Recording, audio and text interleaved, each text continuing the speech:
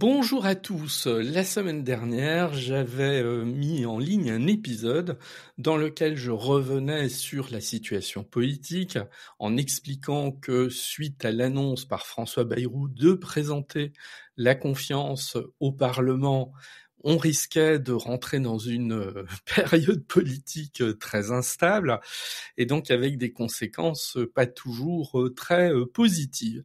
Bon, une semaine après, on va pouvoir faire le point. On a des informations ici ou là qui nous indiquent que il y a peut-être lieu de s'inquiéter pour certaines choses, moins pour d'autres.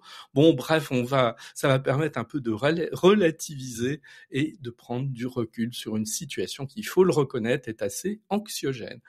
Allez, Passion Immo, épisode 120, c'est parti.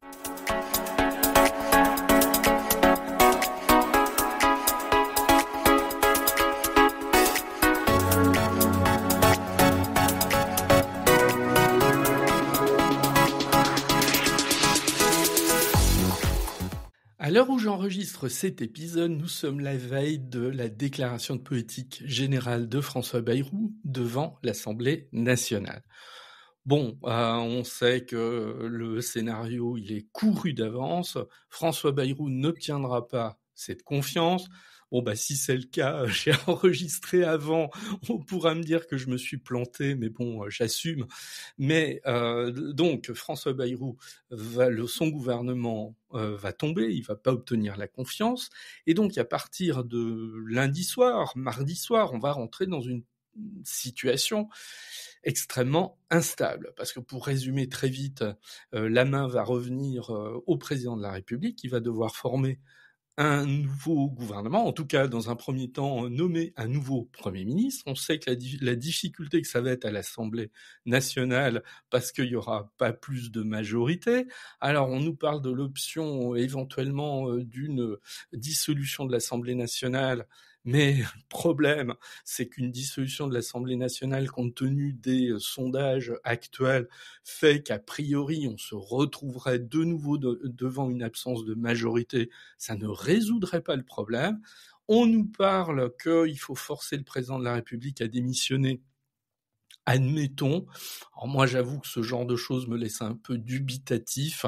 On est en démocratie, il y a des échéances, on va jusqu'au bout des échéances. Ça ressemblerait à pas grand-chose quand même si on se retrouvait dans des forces politiques qui contraindraient un président de la République à démissionner. Bon, pour moi, mais ça engage que moi, on ne contraint pas un président de la République à démissionner, quel qu'il soit, y compris si on n'est pas d'accord avec la politique qu'il mène. Bon, c'est le jeu démocratique, c'est comme ça. Bref, dans tous les cas, on va rentrer dans une période politique très instable, on le sait d'avance.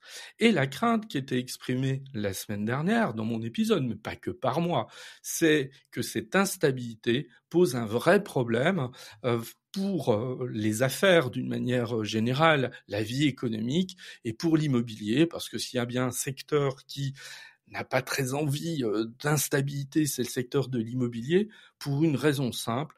On a des acquéreurs, notamment, qui ont besoin de temps, qui ont besoin de réflexion, qui vont voir leur banque pour obtenir un prêt immobilier. Et tout ça, ça nécessite d'être quand même, en tant qu'acquéreur, dans une forme de sérénité. Alors, est-ce qu'on a les mêmes projets quand on est dans une situation politique, économique instable?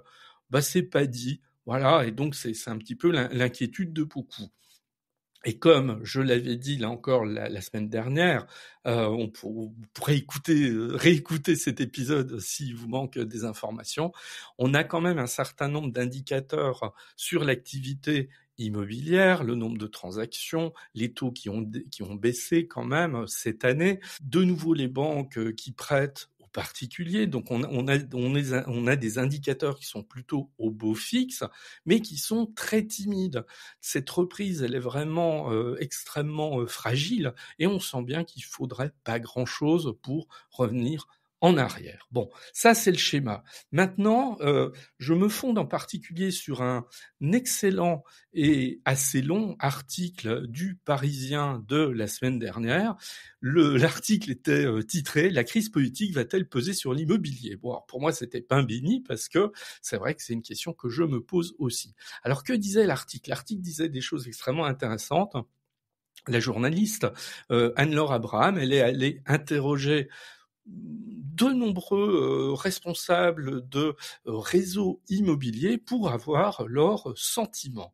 Alors, je ne vais pas faire la synthèse de l'article dans le détail, mais en tout cas, ce qu'il en ressortait, c'est que les patrons des grands groupes restent plutôt optimistes. Pourquoi ? Alors, par exemple, on en a un qui nous dit « Bah ouais, mais de toute façon, il y a une demande accrue côté acheteur, les vendeurs veulent proposer leurs biens à la vente, donc on n'est pas sur des situations où les biens s'arrachent comme c'était un peu le cas 3 années en arrière, il y a une relative stabilité au niveau des banques, il y a une confiance qui est revenue au niveau des banques, donc il n'y a pas lieu non plus de s'inquiéter outre mesure. Voilà. Et il y en a un qui rappelle, et après tout, il a raison, quand il y a eu la dissolution en 2024, finalement, il n'y a quasiment pas eu d'impact sur l'immobilier, puisque au contraire, c'est à partir de 2024 qu'on a commencé à voir les signes d'une reprise de l'immobilier. Bon, donc Éric Alouche, directeur exécutif du groupe ERA. Bon, alors lui, il croit pas du tout à un grand chamboulement, parce qu'il dit, là encore, quelque chose qui est pas faux. Quel que soit le gouvernement qui sortira, celui-ci devra faire consensus, car je ne suis pas sûr qu'il y ait de majorité absolue à droite ou à gauche. Il y aura peut-être des modifications, mais pas de bouleversement. Il dit que de toute façon, les forces politiques, elles vont bien devoir tenir compte de la réalité, et que à partir de là, le nouveau gouvernement qui sera en place, va pas tout chambouler du jour au lendemain. La question qui vient auprès de certains, c'est mais est-ce qu'il y a des transactions qui risquent d'être mises en stand-by ? Alors, certains disent oui, c'est possible. Par exemple, les projets qu'on qualifie de confort, comme l'achat d'une résidence secondaire, une maison avec un plus grand garage, etc. Parfois, peut-être aussi l'investissement locatif. C'est vrai que sur ce type de biens, les acquéreurs peuvent avoir tendance à se dire on va peut-être attendre que les choses se décantent au niveau du gouvernement, et à ce moment-là, on attendra que les choses aillent mieux avant de prendre nos marques par rapport à nos décisions. Bon, il y a autre chose aussi qui va être un test, c'est le 10 septembre, le mouvement Bloquons tout. Bon, est-ce qu'il va prendre de l'ampleur ? Est-ce que ça va être quelque chose de modeste ? Ça aussi, ça peut être un élément effectivement qui pourrait avoir une incidence sur la suite. Et puis sur cette question-là, parce que je veux pas faire trop long dans cet épisode, nous avons Pierre Chapon, qui est cofondateur du courtier Préto, qui dit là encore une chose très très juste.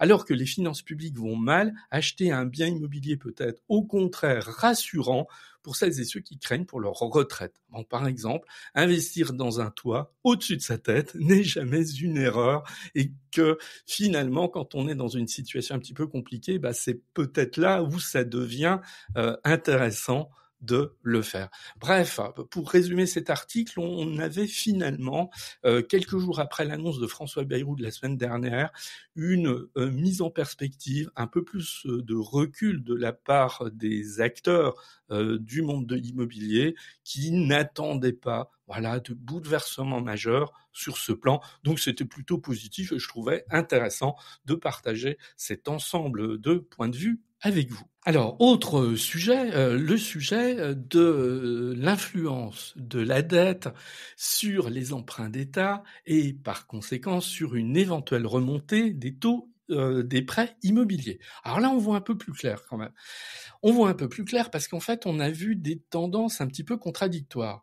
Les taux des emprunts d'État français à long terme, alors ils ont très fortement remonté. En revanche, sur les emprunts d'État à court terme, 10 ans, il y a eu une remontée, mais qui reste finalement assez contenue. Donc en définitive, ça là-dessus, il y a des motifs d'inquiétude, mais il faut pas les alarmer. Surtout qu'il s'est passé quelque chose, c'est que le jeudi 4 septembre, il y avait un moment clé. Alors là, ce genre de moment clé, c'est vraiment un test fondamental. La France a vendu des obligations du Trésor, et donc la question était de savoir, parce que là on était juste après l'annonce de François Bayrou de faire un discours de politique générale et de demander la confiance au gouvernement. Donc c'était un test. Bon, le jeudi 4 septembre, la France a vendu pour environ 7 milliards et demi d'obligations sur 10 ans, et finalement, il se trouvait du côté des investisseurs de quoi acheter pour 15 milliards, c'est-à-dire plus du double de ce que la France souhaitait. Bon, ça montre quoi? Ça montre que les investisseurs n'ont pas perdu confiance dans la France. Alors là, ce serait trop long à expliquer. Il n'y a pas trop de risques à ce niveau-là. Après, ça ne veut pas dire que ils vont continuer de prêter à des taux identiques à ceux que l'on avait, et donc le risque, effectivement, c'est que les taux remontent, enfin ces taux des emprunts d'État à 10 ans remontent dans les mois qui viennent. On aura en fait 2 éléments de test à surveiller avec beaucoup d'attention. Le premier, ça va être les agences de notation.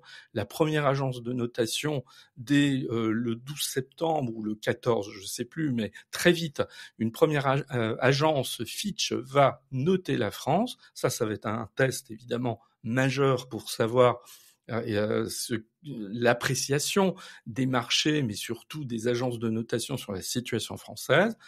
Et d'autres agences de notation vont intervenir dans les semaines et les mois qui viennent. Ça, c'est le premier gros test. Puis le deuxième test, ça sera la capacité de cet éventuel nouveau gouvernement à présenter un nouveau budget pour la France et voir s'il sera voté ou pas.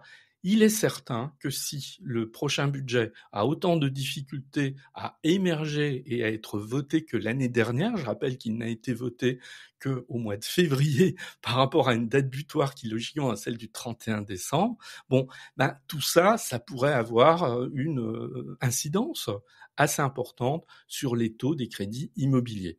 Certains, et là encore, c'est un élément nouveau par rapport à la semaine dernière, certains envisagent qu'il ne serait pas irréaliste que les taux des prêts immobiliers remontent de 1 point. Alors 1 point, ça serait beaucoup.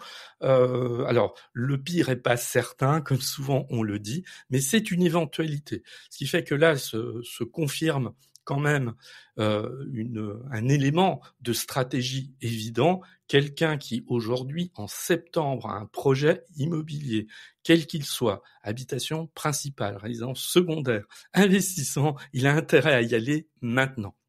On est dans une fenêtre de tir où les taux n'ont jamais été aussi bas et ils pourraient remonter très vite, éventuellement dans les semaines qui viennent. Donc il faut y aller, il faut profiter de ce moment parce que il se pourrait qu'il ait été de relative courte durée. Autre élément sur lequel je voudrais m'exprimer rapidement, cet autre élément, c'est le statut du bailleur privé. Bon, j'en ai parlé déjà abondamment, je reviens pas sur le contenu, il suffit d'aller écouter ou regarder des anciens épisodes et vous saurez ce qu'il en est de ce statut du bailleur privé. Il était envisagé de l'intégrer dans la loi de finances pour 2026. Bon, maintenant, la question est, est-ce qu'il n'a pas du plomb dans l'aile? Alors, il y a eu des déclarations depuis la semaine dernière, notamment du Premier ministre, notamment de la ministre du Logement, qui veulent tout faire pour que, en dépit de cette situation compliquée, ce statut du bailleur privé émerge. Voilà.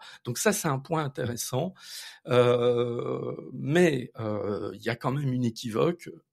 Si on a un nouveau gouvernement, ce nouveau gouvernement reprendra-t-il en compte ce statut du bailleur privé ? Bon, on sait qu'à ce stade, il est possible que le Parti socialiste, alors je dis ça sans faire de politique, hein, je suis purement factuel, l'idée selon laquelle un Premier ministre socialiste pourrait être une des solutions des jours et des semaines qui viennent, bon, ça vient un petit peu plus dans les discussions. Je n'ai pas vu aujourd'hui, en tout cas voilà, en ce début septembre 2025, de déclaration du Parti socialiste indiquant qu'il reprendrait le statut du bailleur privé s'il formait un gouvernement. Bon, donc à voir. Maintenant, là encore, il y a le réalisme qui s'impose, c'est que même si c'est un Premier ministre socialiste à qui on demande de former un nouveau gouvernement, il va pas le faire seul. Comme il a décidé qu'il ne s'allierait pas avec la France insoumise, ça veut dire qu'il est obligé de s'allier avec le bloc central. Et le bloc central, c'est lui qui porte ce statut du bailleur privé. J'ai aucun doute que si le bloc central doit apporter son soutien à un nouveau gouvernement, on va retrouver ce statut du bailleur privé. Donc je suis relativement optimiste quand même, là encore, sur ce terrain-là. Donc vous voyez que, et c'était un petit peu l'intérêt de faire cet épisode, malgré les positions assez alarmistes qu'on pouvait avoir la semaine dernière, il y a quand même des raisons d'espérer, en tout cas pour le secteur de l'immobilier. Moi je ne traite que de cette question-là. Il y a d'autres secteurs sur lesquels on peut être inquiet. En tout cas, celui-là, voilà, il y a des éléments quand même intéressants qui montreraient que, comme voilà, j'ai déjà dit la formule, mais c'est une formule que j'aime bien, le pire n'est jamais assuré, et donc il faut rester relativement optimiste sur ce plan. Voilà ce point que je voulais faire. Vous voyez, il est assez rapide. On a parlé des taux, on a parlé également de cette question de la température aujourd'hui des acteurs de l'immobilier. On a parlé un petit peu du statut du bailleur privé. Bon voilà, c'est un petit peu les points que j'avais évoqués il y a une semaine, et donc je voulais apporter ces éléments nouveaux. Alors je pense que d'ici le prochain épisode, on en saura un petit peu plus. Peut-être qu'on aura des perspectives tout autres. En attendant, je vous dis à très bientôt. Continuez de m'écouter. Si vous avez des questions à me poser, des réactions, faites-le sur les réseaux sociaux. Et je vous rappelle que depuis quelques semaines, tous les jeudis soirs à 20h30, j'organise un live sur Twitch, sur YouTube et sur LinkedIn. Un live où pendant 45 minutes, une heure, je parle d'actualité immobilière. Et le prochain épisode, j'aurai un invité, là on va parler d'investissement, c'est un jeune investisseur, et il va nous faire part de ses difficultés, des défis qu'il a dû rencontrer en investissement, en investissant dans plusieurs biens immobiliers. Voilà, allez, Passion Immo, épisode 120, c'est terminé, à très bientôt.